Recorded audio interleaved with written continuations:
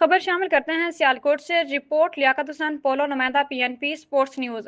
GSL edition 8 का 22वां बड़ा मुकाबला स्काईलाइन सक्सर और बैचोवाल बेस्ट 11 के दरमियान खेला गया, जिसे स्काईलाइन ने 26 रन से अपने नाम कर लिया। पहले बल्लेबाजी करते हुए स्काईलाइन ने 179 रन का टारगेट सेट किया। फरूक ने 101 रन की धुआंधार इनिंग खेली। हदफ के ताकुब में बैचोवाल बेस्ट 11 का अच्छा आगाज न रहा, पावर प्ले का अच्छा इस्तेमाल ना कर सके, जिस बना पर यह मुकाबला जीतना मुश्किल था और स्काईलाइन की बॉलिंग के आगे इस टारगेट तक ना पहुंच पाए।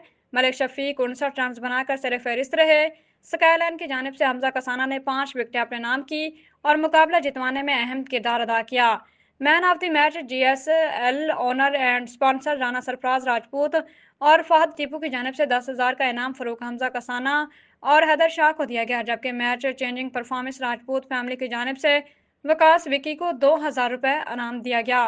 मुकाबला जीतने पर टीम ओनर एंड स्पॉन्सर की जानिब से टीम के टॉप परफॉर्मर खिलाड़ियों एम्पायर्स को इनामात दिए गए।